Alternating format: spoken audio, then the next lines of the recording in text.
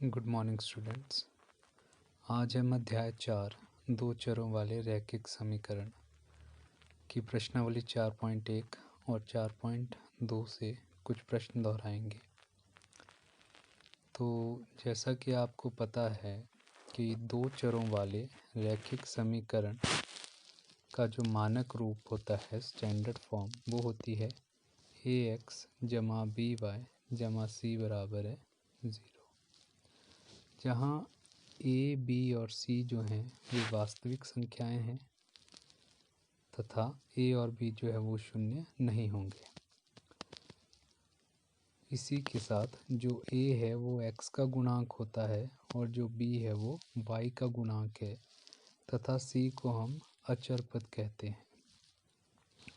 तो प्रश्नावली 4.1 से जैसा कि आप पहला प्रश्न देख सकते हैं, एक नोटबुक की कीमत एक कलम की कीमत से दोगुनी है। इस कथन को निरूपित करने के लिए दो चरों वाला एक रैखिक समीकरण लिखिए। तो हम मान लेते हैं कि जो नोटबुक की कीमत है वो x रुपये है तथा जो कलम की कीमत है वो y रुपये है। जैसा कि इन्होंने कहा है, नोटबुक जिसकी कीमत x है उसकी जो कीमत है वो कलम जिसकी कीमत को हमने y माना है उसकी कीमत से दोगुनी है। तो हमारे पास जो समीकरण बना वो बना x बराबर है 2y। अब जो 2y है उसे आप बाएं पक्ष में जब लाएंगे तो दाएं पक्ष में जो 2y है वो प्लस का है, जब आप इसे बाएं पक्ष में लाएंगे तो वो माइनस का हो जाएगा। तो हमारे पास जो समीकरण बना दो चरों वाला रैखिक समीकरण वो बना x माइनस 2y बराबर है 0। दूसरा प्रश्न हमारे पास है, निम्नलिखित रैखिक समीकरणों को ax जमा by जमा c बराबर है 0 के रूप में व्यक्त कीजिए और प्रत्येक स्थिति में a, b और c का मान बताइए। तो सबसे पहले जो भी आपको इसमें समीकरण दिया गया है उसे आप मानक रूप में लिखेंगे, जो हमने ऊपर पढ़ा है ax जमा by जमा c बराबर है 0।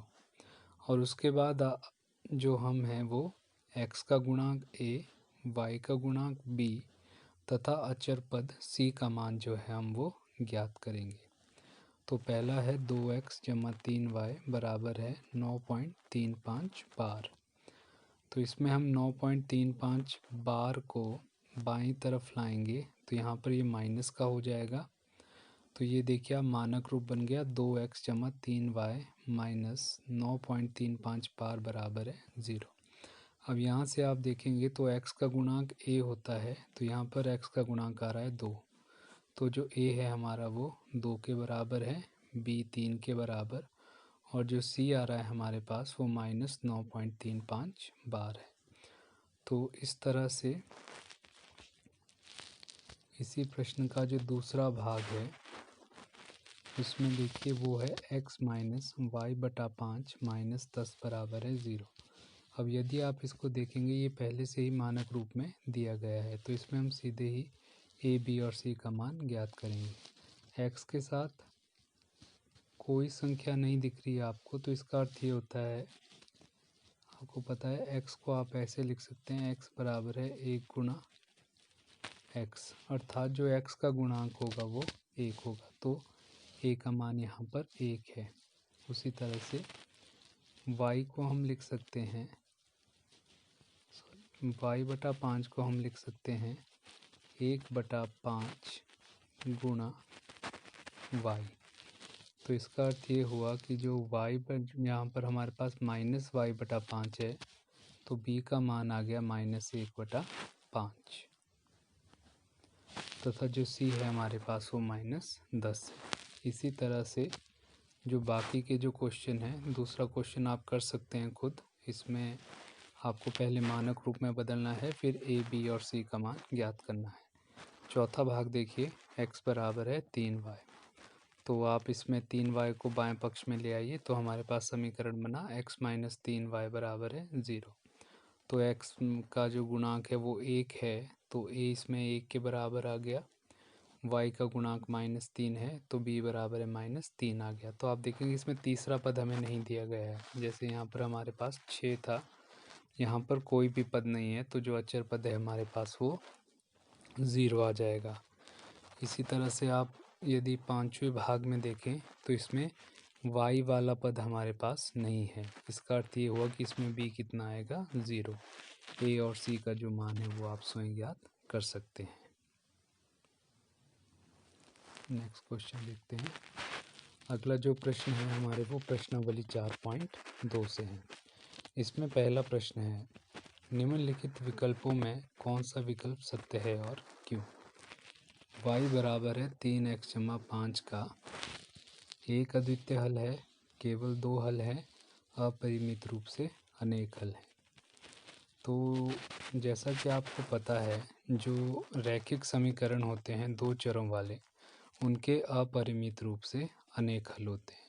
क्योंकि यदि आप इस समीकरण में x का कोई भी मान यदि लेते हैं तो आपको उसके लिए एक y का मान ज़रूर मिलेगा। जैसे यदि आप यहाँ पर x की जगह 1 रखते हैं तो y का जो मान है आपको वो 8 मिल जाएगा। x की जगह 2 रखोगे तो y का जो मान है वो 11 मिल जाएगा।